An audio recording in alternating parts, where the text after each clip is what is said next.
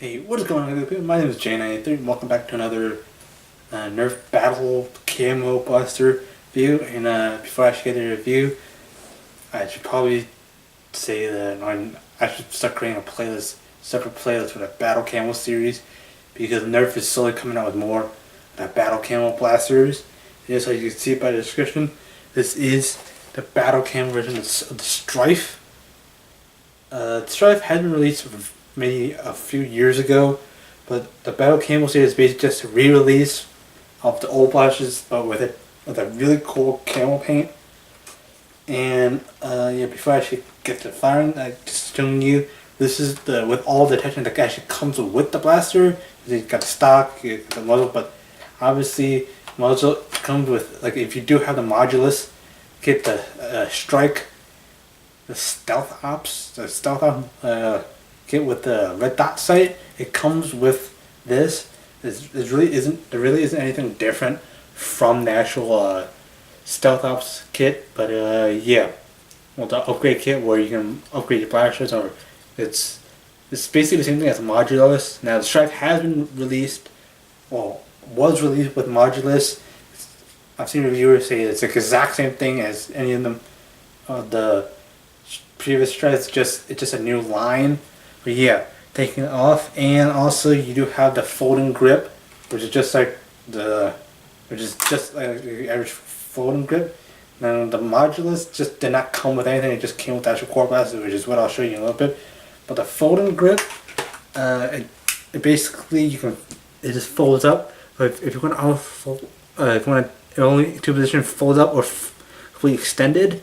Now it locks there, but you push this button right here, you can extend it, but it also locks. But if you put it here and you want to have an angular grip, yeah, it won't work. But you can hold it lightly, but if you press it, blast it, it'll fold. But you do have the in-strike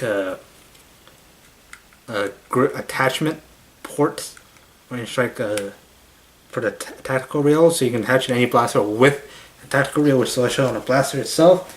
Now, and lastly, the actual stock. The stock did not come with the original Stryfe, but comes with the Battle Camo Stryfe.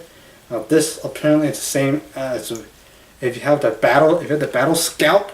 It's the same stock as Battle Scout. So yeah, you do have it. It's basically the same, but yes, I do have the Battle Scout, so I do plan to review it.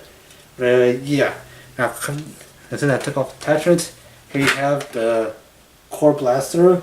Now, well, obviously core blaster with this it's a 10-round banana magazine. And yes, the magazine, you got that spring-loaded clip, but you can see it comes with the camo darts.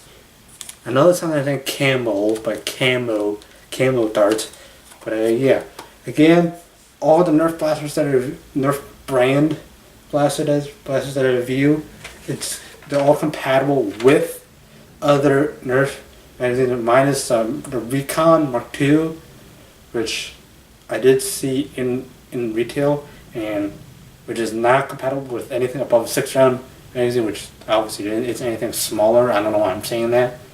But yeah, now just looking at Stryfe, this is basically what all the Stryfes look like, except for without all the paint. It's a Stryfe here, and yeah, the battery cover.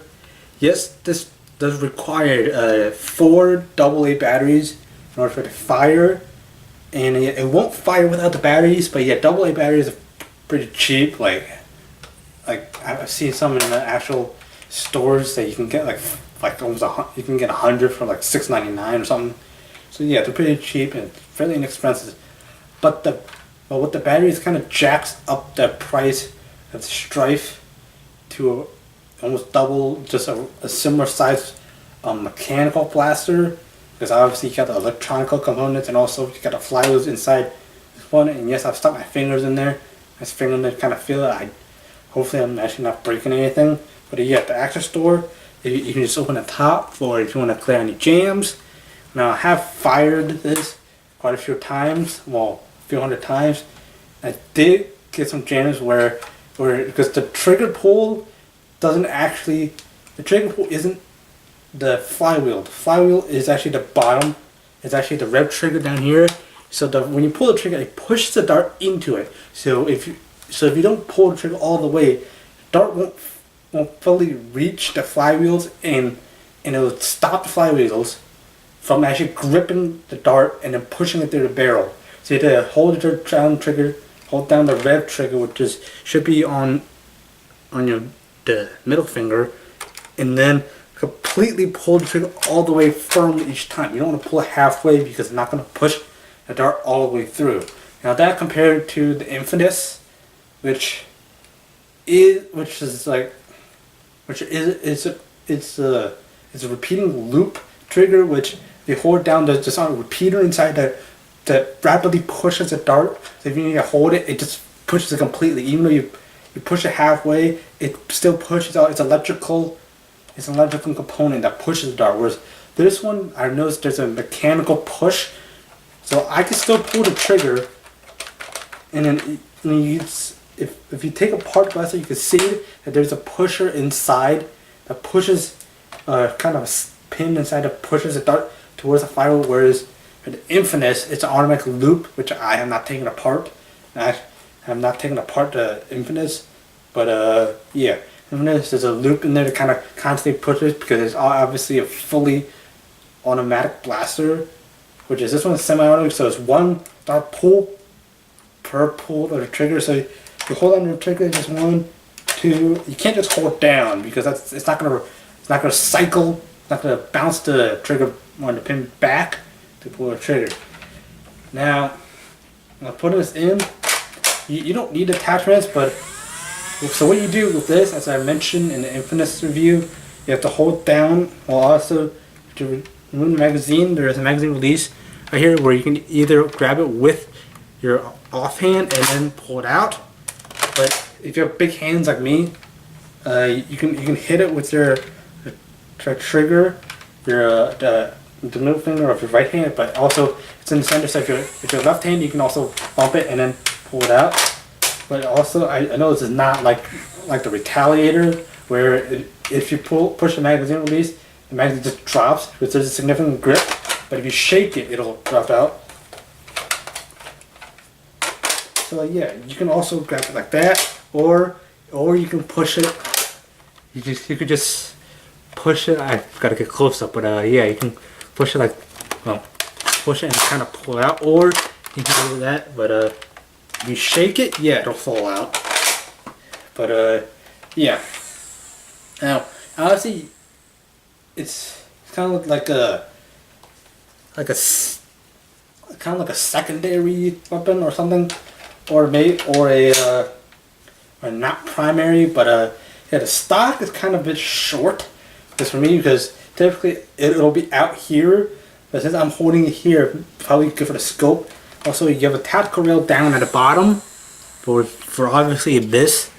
It's the folding grip, but also at the top for if you also want to put a grip up here. I don't know. You could. If you want to fire upside down. But yeah, you can also put a scope up here. Now for anyone to do a stealth ops.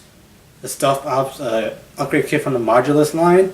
Yeah, you can put the red dot a bit closer to your eye or eyes, depending on what you're looking for. But typically, you have to look into my right eye. You can't see me. Close my left eye because I'm wearing sunglasses. And yeah, you can put because you put the silencer. This really does look like a silencer, but again, I'm not a gun person, so please don't quote me on that. So yeah, put on, and basically you can have it here. But if you do inclined, you can put this on, and obviously firing, you gotta hold the red trigger. And yes, I fired it 3 times, and also firing. And I almost jammed because I did not pull the trigger all the way down. Because the further you pull it, the more the pin push the dart towards the flywheel. So the dart has to be the rubber of the tip of the dart has to be past the flywheel. And I don't know if you guys can see inside the blaster, because there is kind of like you can't see it, but there's a little inlet in here. You can see it, but yeah, there's a little black thing inside, the rubber thing that kind of grip, kind of slows start a little bit when you're pushing, so you can't just rapidly pull the trigger. Another thing I actually want to talk about is, aside from me spinning everywhere, if you hold on the trigger and rapidly keep pulling, if you do this and keep pulling this like below a 10-pound load, the gun will kind of overheat because it's kind of a thermal component inside, like that kind of prevents your gun from exploding and kind of saves the electrical component inside. So this blaster doesn't explode. But yeah, this is kind of similar to, this kind of looks like a cross between an AK-47 and an AR-15. An AR-15, which will be like a semi-automatic, but the magazine obviously would be similar to an AK-47 because it's got a banana magazine. So yeah, that's wrap it up for my review. Now, would I use this in a Nerf war? Possibly, because it's obviously the coolness factor with the battle camo, and this being being semi-automatic, this is not ideal. But maybe if you're doing like a special ops mission, if you're doing like a kind of like a film with Black Ops or something, if you're doing like a Call of Duty kind of game or something like that, or not like a Nerf war, but if you do Call of Duty kind of recreation with Nerf guns, yeah, this would be good for kind of like a like drop it or something like that. But yeah, PvP may be ideal, so you don't actually want to blow your whole load out. But yeah, compatibility, you can also attach a drum to it. And like with Stryfe, meant for kind of like a smaller, kind of lighter chaining load, kind of like for one of the guards. But yeah, these are just my opinions. So yeah, that's gonna wrap it up for my review. And guys, if you enjoyed, please be sure to hit that like button down below, subscribe if you're new, and yeah, thank you guys so much for watching, and fire hard pilot.